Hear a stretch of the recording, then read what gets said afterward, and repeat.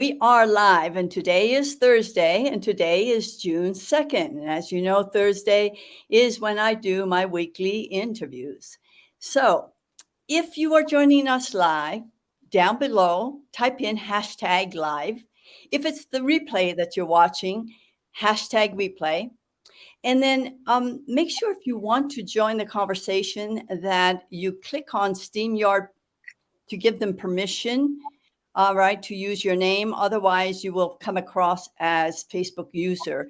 And we certainly want to be in conversation with you and be able to use your name and show your comments and whatnot. Now, if you're the type of person that just likes to react, to listen, then send us those wonderful hearts, all right, or thumbs up, but we prefer the hearts. Okay, as you well know, I'm coming in from Mexico. Well, we'll find out where my guest is from. We'll ask her that question. I usually like to tell you what we have in common. We certainly have some of the same mentors in common, one being Mary Morrissey, Bob Proctor. And of course, I know we read a lot of the same spiritual books because they were gifted to us by Mary Morrissey. And so I have known my guest for 6 or more years. And we'll talk about where we met. Now, who is Dr. Birgitte Tan, who is my guest today? In terms of her accomplishment, Dr. Tan is a certified grief transformation specialist, which is her passion. She's a transformational life coach, a best-selling international author. Whatever country you're in, you can get her book. She's a global speaker, and she's a dancer. So, without any further ado, let's meet my awesome guest, Dr. Birgitte Tan. How are you, doctor? How are you? I am doing very well, and thank you so much, Lucy. I just love that introduction. What an honor! And how are you today? I'm fine, thank you. And the honor is all mine. I want to know something. Where are you right now? Are you in the US? Yes, I am in California, sunny California. Sunny California. Is that your home? Yes, it is my home. It's an hour north of Los Angeles. Okay. Now, were you born there, or is that a place where you work? I wasn't. I was born and grew up in Indonesia. If anybody into snorkeling or scuba diving, you've heard about Indonesia. Bali is part of Indonesia. And after college, I came to the United States and to go to school and through Washington State, through Wisconsin, I end up in California. Ah, you ended up in California. That's where I ended up also before retiring to Mexico. California is a wonderful state. I was in Northern California. You're in Southern California, so we know it well. But you and I met in California, in Southern California, at a Dream Builder event, live event, I might say. I think it was 2016. Now, let me tell you, may I call you Birgitte? Yeah. All right. I came to Mary Morrissey and with much heartache. I was looking for some kind of transformation. I wanted some personal development. So I took all of her courses individually, and that started in 2016. Now, I see you as a dancer. I met you dancing. You were in the front of the crowd. You were up there dancing. And I remember thinking, I'm going to join that woman. I want to dance too. So you were up there before the events and between segments. Yeah. You love to dance, don't you? Oh, I love to dance. Indeed, that is actually one of my very unique tools for helping people move through and beyond their grief, which is away sadness. There is a part of grief that words cannot touch. I discovered this through my own experience as well, through my clients' experience. And the one that you saw and we dance, it's always like super hyper energetic, right? It's not always like that. With the dance away sadness, you dance to your heart tune. So sometimes for some people, they're like, I'm not into jumping around. I'm into tapping my fingers and my toes. That's still very much working, but because the music even the tiniest movement in the coaching, it's just wonderful. Wonderful. So this component called Dance Away Sadness is it's part of your program, right? It is part of the grief transformations that I help people, different programs that I help people with. Not only dancing, apparently I also have as a grief coach. The one other things that a lot of people think of when you say grief is like grief counseling, where you sit on the couch for Right. a good long time. I mean, we all want to be able to move forward, not just kind of get over it, but Right. forward with our life. So Dance Away Sadness is one, but the other part is the grief coaching, where it is either 9 weeks or 12 weeks, and through that we help you move forward. Okay, and we will talk about your programs, but before we get into your programs, I want to talk a little bit about your background. Now, you are a vet oncologist. Yes. You don't meet too many vet oncologists. And so I can imagine that you saw and you felt impact of grief in your clients, who lost their pets. So could you talk a little bit about what brought you to want to be a vet to begin with? Can you talk a little bit about that? What brought me to want to be a veterinarian? Because I love animal and I love to be able to help people. Mhm.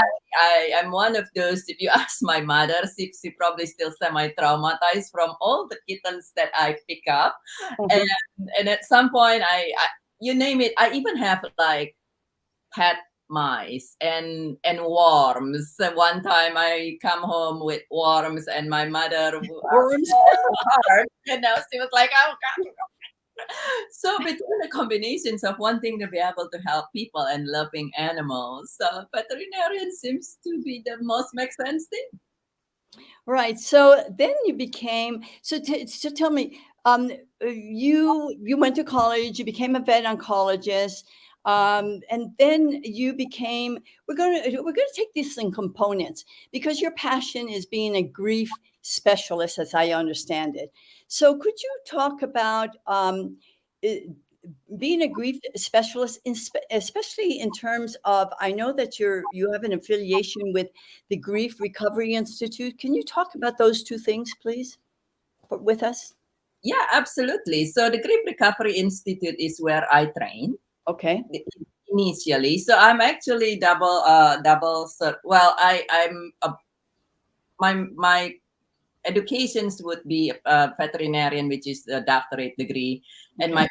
my postdoctorate is in oncology. That's a postdoctorate, and then with the grief, it started out with my own life experience, and when I see how much it can help, I decide to become certified, both actually in grief with the Grief Recovery Mhm. Institute, but also in life transformations, where the with the Brave Thinking Institute, and so that's I'm both certified with the Grief Recovery to help understand. They have really great tools, as well as the transformation part, where you are actually able to, take a grief happen in us, but it is up to us on what we want to do with that. And the grief transformation is to take grief and Mhm. then transform the energy of grief into something that will honor and celebrate your loved one and you even more, to bring a legacy out of that, if that's what calls you. Right. People throw around the word grief a lot. Um, let's talk about that for a little bit. How would you define grief? I mean, there's obvious griefs when somebody dies. We're grieving when when we go through a divorce. I've been through a divorce. You've been through a divorce. There's grieving. It doesn't matter who leaves whom. When you lose a pet, but there's other types of griefs that are not so known. Can we talk about that a little bit? Absolutely. I'm glad you brought it up. There are actually more than 40 different causes of grief. Wow. And really, that's because the definition. So, grief is not only the big four, which you just mentioned, Yeah. but the definition of grief is the unsettling feelings Uh-huh. caused by a change. Have anybody experienced change, particularly in the last 2 years? Or hope unmet. So let's say you have a hope that, by now the pandemic is over, depending on where you live, and you're like, I was still wearing mask and no mask. And so grief is the unsettling feeling caused by a change or hope unmet. You have not experienced change lately. Right. Especially during the pandemic, we all have. So we all fit that bill. We all fit that bill. There's also, I'm going to And talk a little bit about unresolved grief a little bit because it touched me and my family so much. My father was in the Royal Air Force during the World War II, and he was a bombardier, and he never, never, never, never spoke about the war. And I know that he lost his whole platoon. And so, as I see it, that was like unresolved grief. I mean, that is a problem, isn't it? yeah, unresolved grief can be very a challenging thing. And any, some people say, well, I don't know if I have unresolved grief. This is how you know if you have unresolved grief. If a memory of something comes up and it shut you down, It's too painful. Yeah. because you're like, oh, that's just so painful, I don't want to talk about that. Or something happened in life and it triggers you. If anybody have triggers usually come from unresolved grief. You see Right. something, you're walking along with your sister or your significant other, something happened and they're like, and you go, ah! That is typically because of there is an unresolved grief. And so, and unresolved grief, it's one of those things that, unlike, sometimes we feel that there is a false belief in the society that time heals all and time will heal grief. Let me ask you this. If time heals all grief, why is there PTSD, post-traumatic stress disorder? Right. Exactly. So the time don't heal all. The time actually don't heal grief. And over time, instead of us feeling sadness, and the majority of grief actually you don't feel sadness. Even when you mention your loss of a loved one, there Yeah. is a component of anger. If your grief, for instance, come from a change from retirement, you might not feel sadness at all. I mean, dang, you got to be Right. supposed to be happy like you're retiring. I And was, but a lot of people aren't. Yeah. right, but then at the same time, you kind of like feeling lost. You're like, this was my life. This was my identity. Where am I now? So you're simply feeling the unsettling. In my book, Seeking Peace, it's just share about the story about this couple who have been married for so long and they were on the verge of divorce because of unrecognized retirement grief. So unresolved grief actually will morph into something else in the body. You and I heard many times, Lucy, that everything has energy. So the energy of grief will turn into a lot of time over time physical illness. I want to go back to when you said made a statement about time heals all wounds. I remember my mother used to say that to me when I was sad or maybe I was grieving. I don't know, and she would say, "Time heals all wounds." Is that a myth? Is that a myth? It's a major myth. It's one of the most harmful myth. There are 9 myths, and you will actually, as a gift to our listener today, when you go to my website, you will be able joyfulrichesbeyondgrief.com. You will be able to see a sign where it says "Get your gift" that I have prepared specifically, and one of them is actually all the myth that will not be talking. We will not be talking about them all, but one of them is that myth of that time heals all. It's one of the major myths that leaves so many people in pain, which is kind of, oh, maybe I'll just give another year, or maybe I'll just wait 5 years. Do you want to not be living your life to the fullest for 5 years? Yeah. Or the year? Why wait 5 years? I mean, really, life is so short. Yeah, that's so true. I want to, I think that there's a great impact of unresolved grief, and I think that, and I think you've pointed it out many times to me, and things that I've read, that grief is really often misdiagnosed, right? So many people sometimes are put on various meds. I noticed that you mentioned something about it that there's a $114 billion industry, all right, about grief, about grief causes. So could you tell me, can you talk a little bit about that? I mean, $114 billion industry. Yeah, so that is just at the workplace, by the way. It's not Okay. counting personal life. And Right. this was in 2017 in the US alone. So the Grief Recovery Institute did a study, and in 2017, they Mhm. discovered that grief cost the workplace 113.7 billion Wow. in 1 year US alone. Now this was 2017, and by the way, this number was an increase by 75% from 2005, and so it was a dramatic increase. Imagine now, we don't have the number for now, but after with the pandemic, we Mhm. expect that number to be at least double. Oh, wow. Oh my God, thank you for clarifying that's what it costs the workplace, Yeah, that amount of money, and probably double, as you say, because of the pandemic. right, You know, right. And it's so personal, not including personal life, then people going because of grieving, they go through divorce and things like that. now you did learn a grief recovery method at the Grief Institute, right? What is that grief recovery method that you talk about?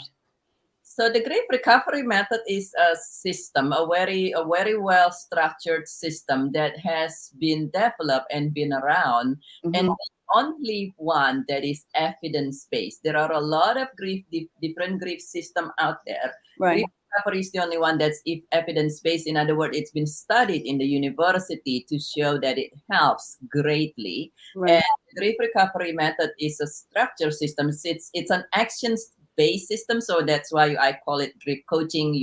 People call it grief specialist, but it's basically there are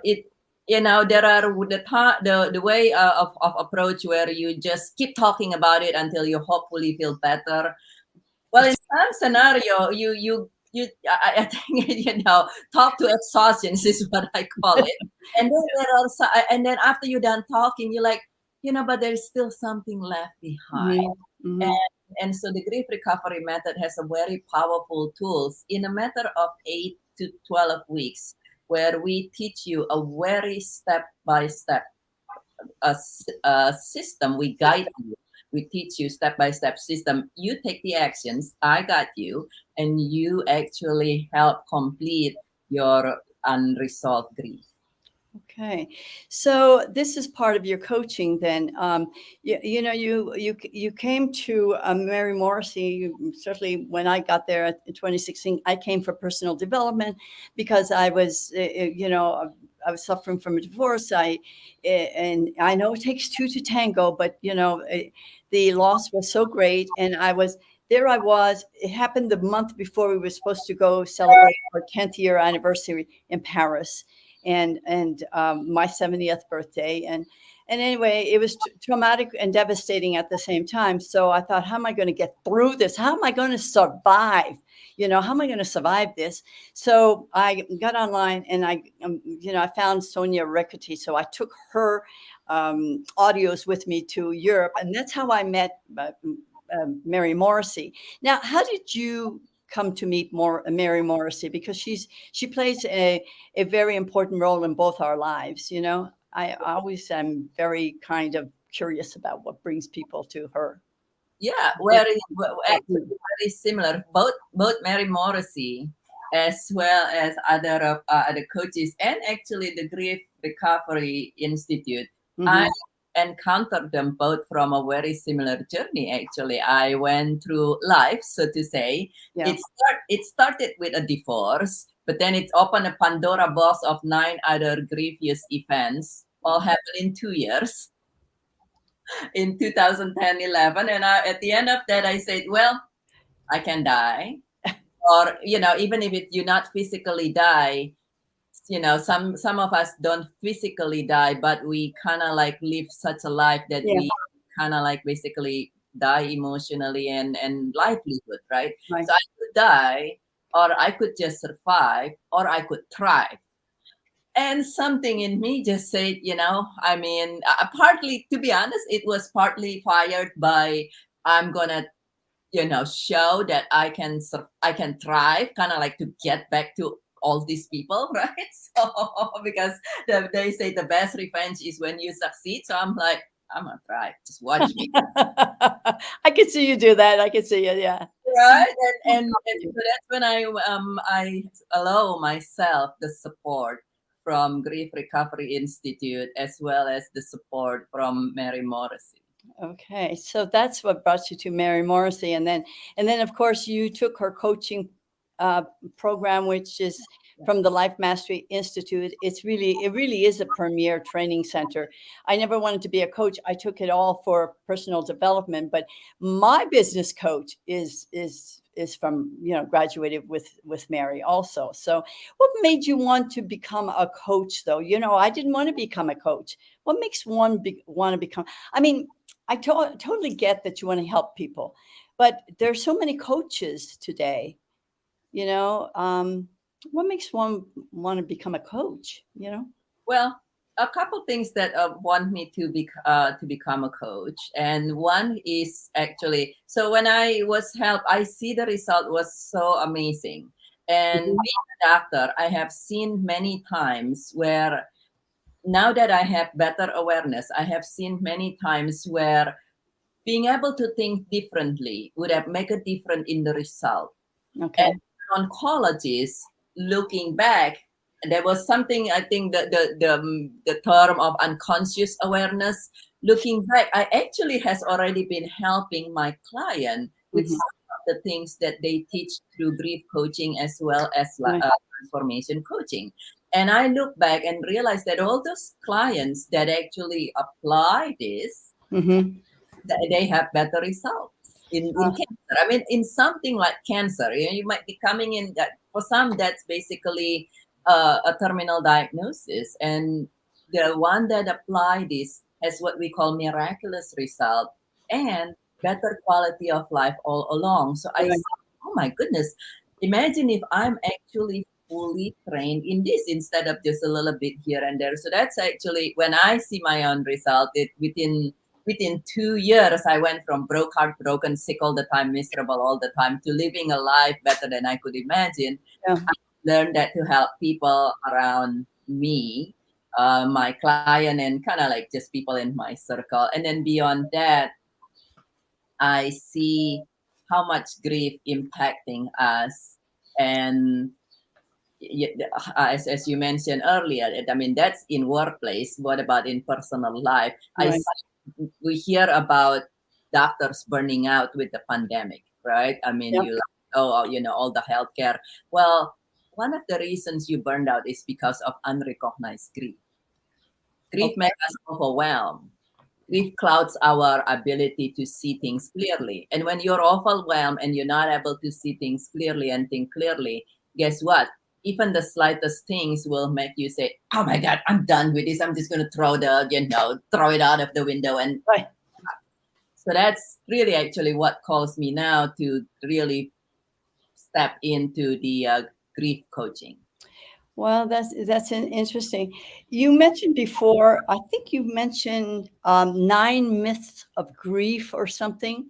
Yeah, Was it nine? I thought it was seven, nine. Can yeah. you talk a little bit about? I know that time will heal is definitely a myth. Can you talk a little bit about the seven? I think that's really important to talk about because I don't think I was aware that that was a myth. You know. Yeah. So one of the other one that we talk about actually is that many people believe grief is only from death, divorce, dire diagnosis, Right. or job loss, which are called the big four. Well, Yeah. there are actually more than 40 different things, including getting married, moving, retirement, and so forth and so on. So happy things in life. And actually this book here, Seeking Peace, have a lot of them as well. But the other common one, the other really common one is actually that people thinks that it's good to get busy. You know how many times people like say, oh, something happened.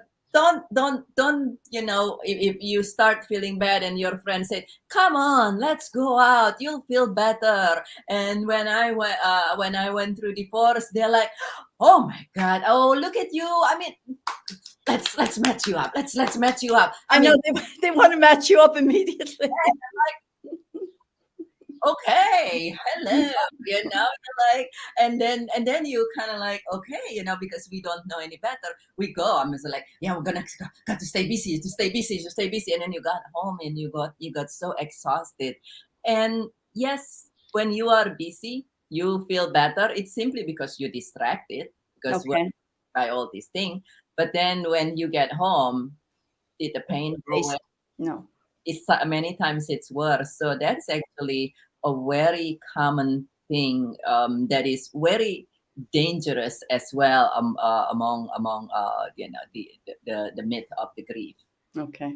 Oh my God. So in your book, Seeking Peace, there's more information about those 7 myths, right? Yes, and also in my book Seeking Peace, and also on the gift that I have prepared for you, I also have these different myths, and that it's in there. And we will make sure that you and my audience get a copy of that, and I'll be putting in the comments after this particular interview the website from for Dr. Birgitte Tan. So, what system have you created to help your clients go from grief to joy? It's not just survive. I mean, all I wanted to do when I remember how grieving I was, all I wanted to do was survive. How can I survive this? Well, I did find a way, but you actually take them from grief to joy. Tell me, let's talk about your system a little bit. Absolutely. So the system that I created is actually something very simple to remember. It's called the 5 fingers methods. And having been through things myself, we know that we don't need huge dictionary to read and complicated system, like we mentioned that when people grieving were already overwhelmed, and complicated things is not one. So it literally uses your 5 fingers to help you remember the tools, Okay. right? And so it's called the 5 fingers method. And actually, on the gift that I mentioned, it's shared in detail as well. So you'll be able to, and that one, it's a system that, so I created the 5 fingers method initially to help people move through grief. And that's what this book, Seeking Peace, is all about. Because that's what it's called, the proven 5 fingers method to thrive through change or grief effortlessly. Okay. But also then after that, I was like, well, I mean, even when you're not grieving, just to navigate your day-to-day Right. life. So the one that's on the gift is even more, it's practical for everybody. Even if you're not grieving, it's the 5 fingers method daily practice. Okay. Daily practice. Okay. Great. So Wonderful. you practice every day, 1, 2, 3, 4, 5, and that will help you create a more joyful way. Less grief, more joy. Okay. Well, that sounds like a wonderful. So I'm going to look into it for sure. I want to talk about, you're also a global speaker. And I know that you just came back from a summit in Portugal. And you were with business leaders from, I think, India, Portugal, and Brazil or something, I think you mentioned. Do people actually call you up and want you to speak at their summit? Did you get that a lot? I do. I've been very great. I'm very grateful and thrilled and honored that I do. People have invited me to speak in multiple different venues. Mhm. Oh, that's wonderful. So we should let the audience know that you are open for speaking on their venues also. Okay, well, I want to end up with what I started. You are a dancer, and so I know that, and I love dancing, and so that's why I joined you up there in front in Mary's Dream Builder Live. So let's talk about your component dance, Away Sadness. It's actually part of your life, your daily life, I think. And how can people, should they just go to dance? Talk a little bit about that. Dance Away sadness. Yes, Dance Away Sadness is I like it. Dance Away Sadness is a system that I created. It's basically a combinations of music and dancing as your heart calls. So it's freestyle dancing. Okay. Some people jump around, and some people. I've done this in many cancer centers as well as other venue. So some people said I'm not a dancer, or I'm too Yeah. tired to jump around. That's perfectly fine. I have people who with cancer centers, and they just lie down, and all they do is they tap their finger and nod their head or something, and it still work very well because there is a part of grief that words cannot touch. From time to time, I do a community event of that. I'm actually, and as your gift to your to the audience, I actually have 2 gift events in addition to the resource that's on my website, which I can mention if you want to. But I do sometimes an event, a special event like that, as well as you can reach out to me, and it's everything is tailored to the person need.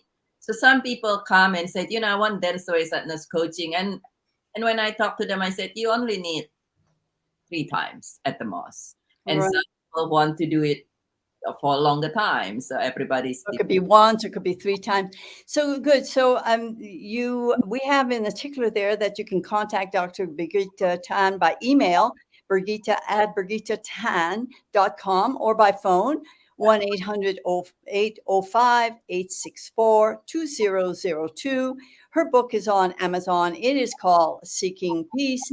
And we will make sure that in the comments after this interview, we will put your website, and to make sure that people can go there and get their special gift. Yes. So, and also to just as I mentioned, I actually provided, there is a Dance Away Sadness event this Saturday. okay. This Saturday. So I'll share the link for you, the informations. But basically, you'll just contact me in one of those 2. And actually, in honor of Mother here in the U.S., Mother's Day, Memorial Day, and Father's Day, and you as well, that I actually anyone who contact with me just says that that you hear this interview with Lucy, I will provide you a very a gift rate. So in other words, if you want to work with me, then it will be a very specialized rate that is significantly reduced as an honor to this opportunity, to an honor to our friendship, Lucy. You're so sweet. Thank you. Thank you. Thank you. Napoleon Hill said, every adversity, every failure, every heartache carries with it the seed of an equal or greater benefit. Dr. Tan, I see you as the embodiment of that seed of the greater benefit. So thank you so much for being here with us today. Very informative, very educational, very heartwarming. And, there is hope. You don't have to grieve alone. There's lots of hope out there, and Dr. Birgitte is out there ready to help you. Do you have any final words? I would just say there is hope, but sometimes it's tough to be doing it alone. So yes, there is hope, but allow support. Nobody can climb a Mount Everest, and sometimes when we are in having things happening, it feels like there's a Mount Everest. Nobody can climb a Mount Everest, a mountain on our own, and so allow support. You deserve it. Your loved one deserve it. You deserve to, and your loved one deserve you to be happy. Thank you, thank you, thank you. And I want to thank my audience for being here. As you know, I have these weekly interviews, and it's really to show you how people can take their knowledge, their expertise, and make a big impact in the world. All right. I'm all about that. I'm all about collaborating and bringing in inspiring stories. And also, you should know that I work with a team of people that if you have a course, if you have a project that you need to help launch, we can help you. All right. So contact us. So thank you, Birgitte, and thank you, my audience. And we will see you next week. Bye for now. Bye-bye.